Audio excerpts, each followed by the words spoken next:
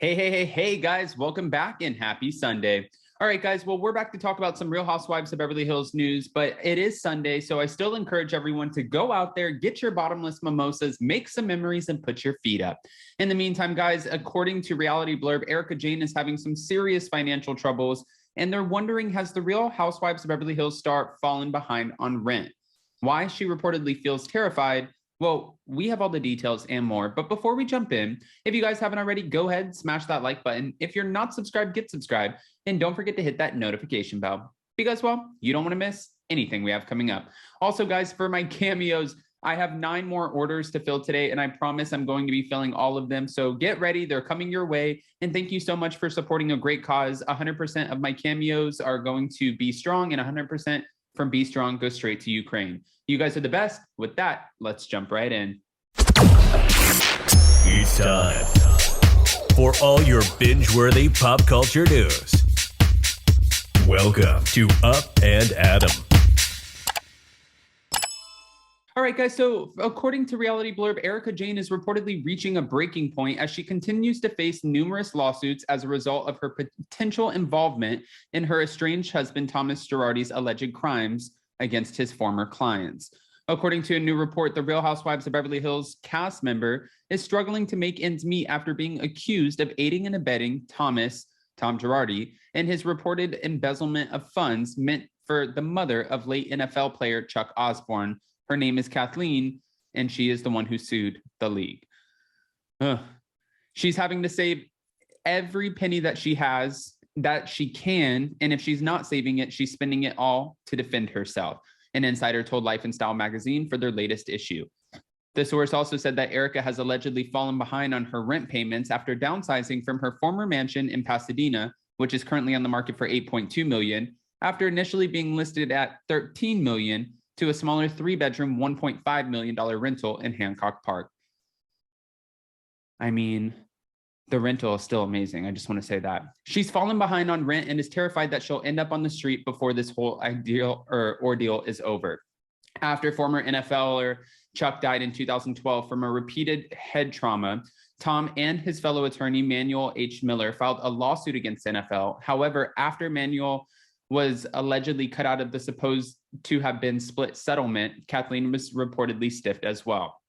Now, years later, a $2.1 million complaint against Erika, Kathleen and Manuel have accused the Real Housewives of Beverly Hills cast member of being in the know about Tom's alleged plan to keep the money owed to them to sustain Erika's notoriously lavish lifestyle.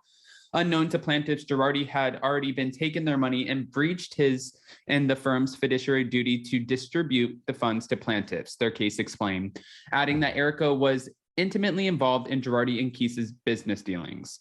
Amid the legal drama, Erika has admitted to being desperate and afraid, and this has been one of the darkest moments of my life, Erika shared last month. Just the most desperate, most afraid I've ever been in my life, most unsure, most volatile. I've been angry, I've been sad, I've been happy, I've been anything and everything, and it's really challenged me to my core. Okay, well, I mean, this makes sense, to be honest with you. We know that Erika Girardi, she launched her Pretty Mess hair care or hair line, and a lot of people were giving her backlash because the extension line was so expensive. And some people were even saying wigs don't cost as much as some of these extensions that were ranging anywhere from $500 to $800.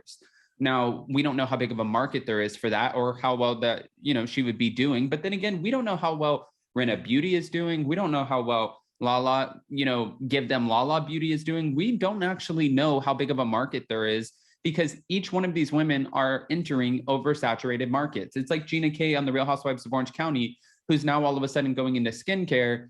We've seen it. It's been done. There's a massive market and huge heavy hitters in that market. Is it something that you really want to entertain? Well, for Erika, obviously she did because she wants to somehow make up for all of this money that she's spending in order to defend herself. And I understand that if you think about it and break it down, her Beverly Hills cast, check for the season, that's going to defending herself.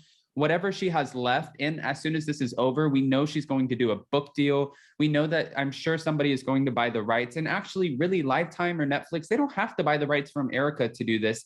They can pay her to cooperate. and give her side of the story. But since they're public figures, they can really just go on and do whatever they want, film whatever they want, produce whatever they want without Erika's permission.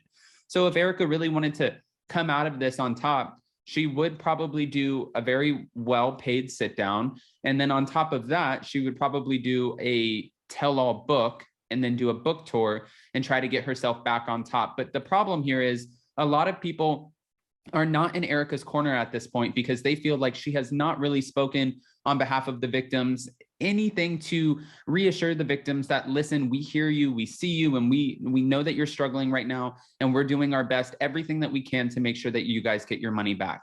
We haven't heard anything like that from Erika. She's just kind of she's in fight or flight mode. She's trying to defend herself. She's trying to fight for her finances, trying to fight for her diamond earrings, trying to fight to keep any assets that she can out of this divorce, which I understand. But the part I don't understand is not really speaking out on behalf of the victims or trying to maneuver any of that money towards them. That's where she lost a lot of us. And that's why a lot of people don't really want to continue to watch her on the show.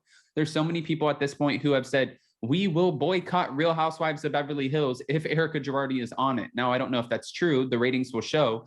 But they did say the same thing about Kelly Dodd, and look where that landed Kelly Dodd.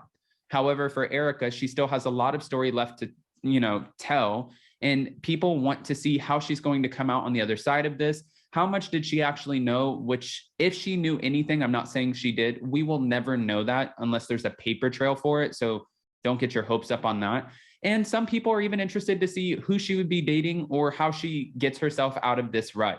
There's a lot of big question marks hanging over Erika Girardi right now. So as of this moment, we kind of just have to stick around, wait for the Real Housewives of Beverly Hills season 12 to premiere and see exactly where she is in her life.